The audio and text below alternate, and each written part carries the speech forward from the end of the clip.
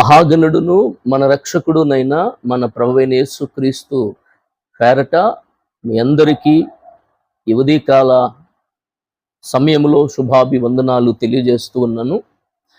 ప్రియులారా, హీపీహెచ్ మినిస్ట్రీస్ ద్వారా ఈ ప్రతి ఉదయం మీతో మాట్లాడడానికి దేవుడు మాకు అనుగ్రహించినటువంటి కృపా కనికరాన్ని బట్టి ఆయనకి మాత్రమే మహిమ ఘనత ప్రభావాలు చెల్లునుగాక.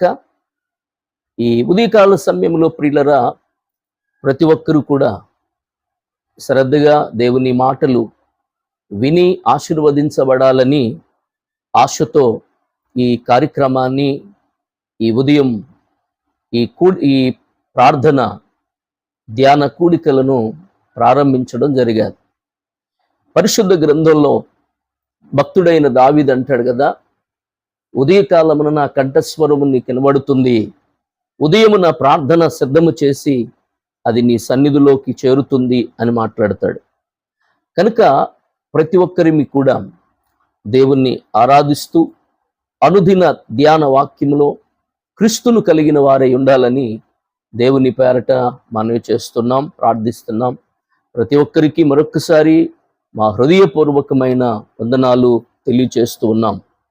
ప్రియులరా, ఈ దిన వాక్య ధ్యానము పరిశుద్ధ గ్రంథంలో నుంచి కీర్తన గ్రంథము 144వ కీర్తన కొన్ని మాటలను మనం చదువుకుందాం. పరిశుద్ధ గ్రంథంలో నుంచి కీర్తనల గ్రంథము 144వ కీర్తన మొదటి శరణం. నాకు ఆశ్రయ దుర్గమగు యెహోవా సన్నుతించబడునుగాక. ఆయన నా చేతులకు యుద్ధమును నా వ్రేళ్లకు పోరాటమును నేర్పువాడయ్యున్నాడు. ఆయన నాకు కృపానిధి, నా కోట, నా దుర్గము, నన్ను తప్పించువాడు, నా కేడము, నేనాశ్రయించువాడు. ఆయన నా జనులను నాకు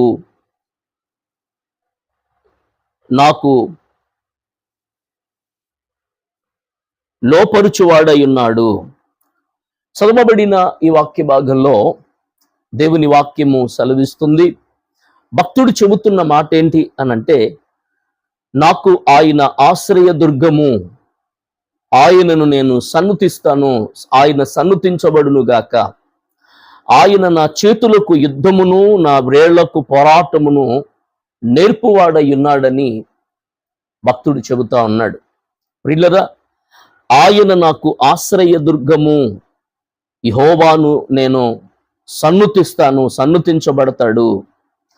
ఆయన నా చేతులకు యుద్ధమును నా వ్రేళ్లకు పోరాటమును నేర్పువాడై ఉన్నాడని ప్రియులరా మరి మాట్లాడుతూ ఉన్నాడు. ఈ సమయంలో మనం ఆలోచన చేస్తే గనుక దావీదు జీవితంలో ఆయన చేస్తున్నటువంటి ప్రార్థనలలో నిజంగా మనం గమనిస్తే ఎవరు మనకి ఆశ్రయము, ఎవరు మనకి ఆశ్రయ దుర్గము అనంటే దేవుడే.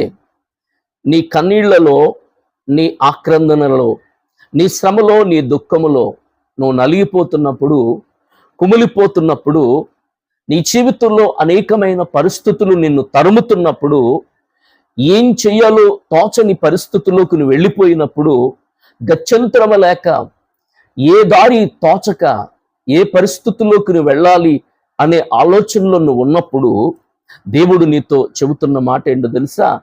ఆయన మనకి ఆశ్రయ దుర్గము. భక్తుడు అంటాడు, కనుక నేను యెహోవాను సన్నుతిస్తాను అని మాట్లాడతాడు. నేను యెహోవాను సన్నుతిస్తాను అని మాట్లాడుతున్నాడు. కనుక ఆయన నా చేతులకు యుద్ధమును నా వ్రేళ్లకు పోరాటమును నేర్పువాడు అని చెప్పి మాట్లాడుతున్నాడు. అంటే ఆయన నా చేతులకు యుద్ధము నేర్పుతాడు, నా వ్రేళ్లకు పోరాటము నేర్పుతాడు. యుద్ధము అనంటే మన పక్కోళ్ళతో కాదు మనం చేయవలసిన యుద్ధం, నీ ఇంటి వాళ్ళతో కాదు నువ్వు చేయవలసిన యుద్ధం, నీ పొరుగు వాళ్ళతో కాదు నువ్వు చేయవలసిన యుద్ధము. నువ్వు చేయవలసిన యుద్ధం ఏంటో తెలుసా? నిత్యము నిన్ను ఉక్కిరి బిక్కిరి చేస్తూ నెమ్మది లేకుండా చేస్తున్నటువంటి, నీకు మనశ్శాంతిని దూరపరుస్తున్నటువంటి నీ ఆత్మీయతను, నీ పరిస్థితిని అంతటిని ఎలగోలగున చెడగొట్టాలని ప్రయత్నం చేస్తున్నటువంటి సాతానుడితో నువ్వు యుద్ధం చేయాలి. ఆమెన్. సాతానుడితో నువ్వు యుద్ధ పోరాటం చేయాలి.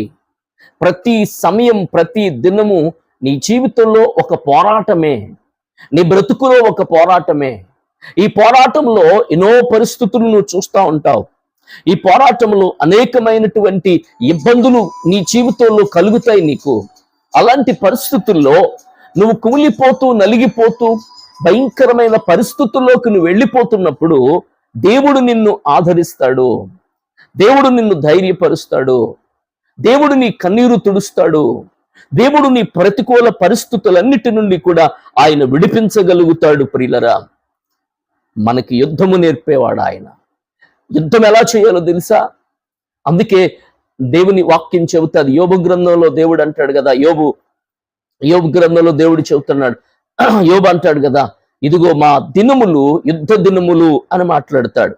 ప్రతి దినము ఒక యుద్ధ దినమే, ప్రతి దినం ఒక పోరాటమే, ప్రతి దినము ఒక సైనికుల్లాగా నువ్వు పోరాడవలసిందే.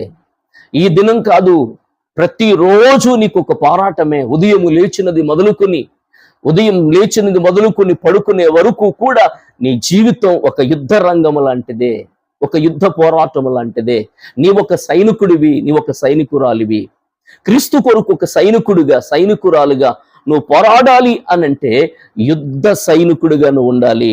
అనగా యుద్ధము అనేది ఏమిటి అనంటే ఒక ప్రార్థనా పరుడుగా, ఒక ప్రార్థనా పరురాలుగా, నీ ఆత్మీయతలో ఒక ఉజ్జీవము కలిగిన వ్యక్తిగా ప్రతి దినము దేవుని కొరకు విజ్ఞాపన చేసి, ప్రతి దినము దేవుని కొరకు దేవుని యందు విశ్వాసం ఉంచి ఆ విశ్వాస విషయములో పోరాటము కలిగిన వ్యక్తిగా నువ్వు ఉంటే గనుక జయము దేవుడు నీకు అనుగ్రహిస్తాడు. అందుకే వాక్యం చెబుతుంది, నా చేతులకు యుద్ధమును, నా వేళ్లకు పోరాటము నేర్పువాడై ఉన్నాడు.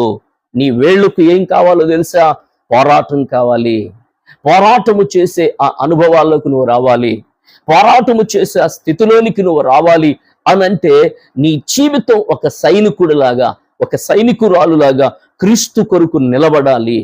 పరిస్థితులను చూసి నలిగిపోవద్దు, పరిస్థితులను చూసి కుమిలిపోవద్దు, పరిస్థితులను చూసి నీ జీవితంలో కృషించిపోతూ అరే నా బ్రతికేంటి, నా పరిస్థితి ఏంటి, నా జీవితం ఏంటని కలవరపడొద్దు. ఎందుకంటే దేవుడు నీకు యుద్ధము నేర్పాడు, దేవుడు నీకు నీ వ్రేళ్లకు పోరాటము నేర్పాడు. అందుకే దావీదు జీవితంలో గొల్యాతును ఎదుర్కొనడానికి దావీదుకున్నటువంటి బలం సరిపోదు, దావీదుకున్న వయసు సరిపోదు, దావీదు యుద్ధములో ప్రావీణ్యుడు కాదు, దావీదు యుద్ధం చేసేవాడు కాదు, దావీదు యుద్ధ నేర్పరి కాదు. అయినప్పటికీ తనకున్న ధైర్యం ఏదో తెలుసా? తనకున్నటువంటి ఆ ధైర్యము దేవుడే. గొలియాతుతో ఈ దావీదు అంటాడు కదా, యుద్ధము యెహోవాదే అని మాట్లాడాడు, యుద్ధము నాది అని మాట్లాడలేదు. సౌలు తన సైన్యము గొలియాతుతో ఫిలిస్తీయులతో యుద్ధం చేయకుండా పారిపోతూ భయపడుతున్న సమయంలో పిరికివాడు కాకుండా ధైర్యవంతుడై చిన్నవాడైనప్పటికీ దావీదు నిలబడ్డాడు అనంటే ఎవరిని చూసో తెలుసా? దేవునిని చూసి మాత్రమే. నీ అండెవరు అనంటే దేవుడే, నీకు ఆధారం ఎవరు అనంటే దేవుడే, నిన్ను నడిపించేది ఎవరు అనంటే దేవుడే, నీకు నీ జీవితానికి ఒక మార్గాన్ని చూపేది ఎవరు అనంటే దేవుడే. కనుక అందుకే భక్తుడు చెబుతున్నాడు, నాకు యుద్ధము నేర్పు, నా వ్రేళ్లకు పోరాటము నేర్పు. ఈ పోరాటము నీకు వస్తే గనుక దేవుని వాక్య ప్రకారంగా నీ ఆత్మీయ జీవితంలో క్రీస్తును కలిగిన వ్యక్తిగా నువ్వు ఉంటే గనుక జయము నీది. కనుక అందుకే 2వ శరణంలో ఆయన అంటాడు, ఆయన నాకు కృపానిధి, నా కోట, నా దుర్గము, నన్ను తప్పించువాడు, నా కేడము, నేను ఆశ్రయించువాడు ఆయన, నా జనులను నాకు లోపరుచువాడై ఉన్నాడు. Praise the lord. కనుక వాక్యం సెలవిస్తుంది ప్రియులరా, ఇక్కడ చూడండి, ఆయన నాకు కృపానిధి. రెండవది, ఆయన నాకు కోట, నా దుర్గము, నన్ను తప్పించువాడు, నా కేడము, నేను ఆశ్రయించువాడు ఆయనే, నా జనులను నాకు లోపరుచువాడు ఆయనే. కనుక ఆయన ఎవరు మనకేనంటే కృపానిధి. ఆయన ఎవరు మనకేనంటే ఆయన కోట, అంటే ఆయనకు దుర్గముగా మనకు నిలబడతాడు. ఆయన ఎవరు అంటే ఆయన తప్పించే కేడుము మనకి. కనుక ఆయనను ఆశ్రయించు, మనుషులను కాదు. ఆయనను ఆశ్రయించు.